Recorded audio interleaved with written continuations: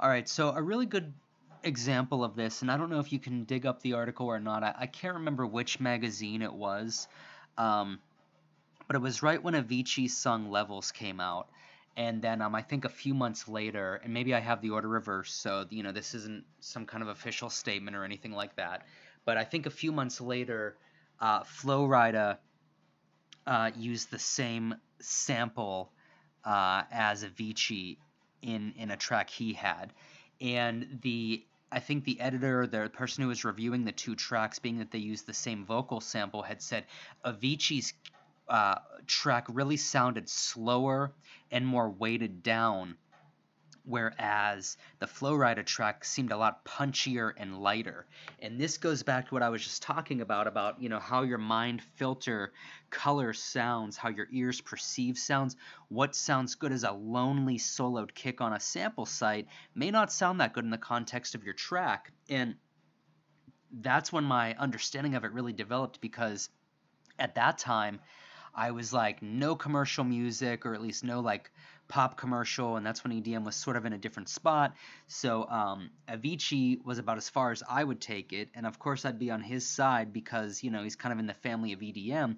However, when I went back and listened, the person who reviewed these tracks really was right, despite my bias and my favoritism towards Avicii, in that the Flow Rida track really sounded punchy, lighter, dancier, and it had to do with the kick.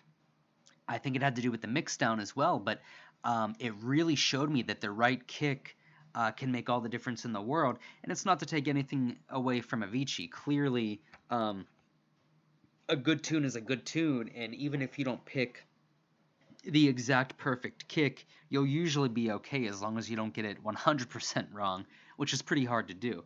Um, but when comparing two tracks using the same sample that had commercial success in the same year, roughly about the same year, my memory's a little foggy on it, but you could really hear that picking the right kick really helped Flow Rider's track. It was light, it was punchy, it was airy, it felt dancey, made you feel light on your feet, and it really just poked a hole right in your chest. Whereas Avicii's kick just genuinely made it sound slower, and maybe the beats per minute were slower too, in all fairness, but the subbiness and the weightiness of that kick, if you compared the two, you could really hear the contrast.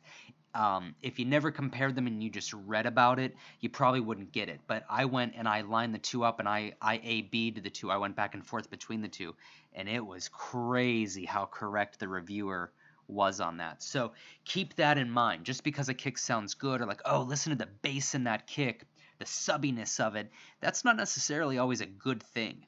Sometimes if you want your tracks to be light, punchy, you want to maybe go for a kick that has a little less sub and doesn't really sound so great on their own, but will sound great in the context of your track. So keep that in mind, guys.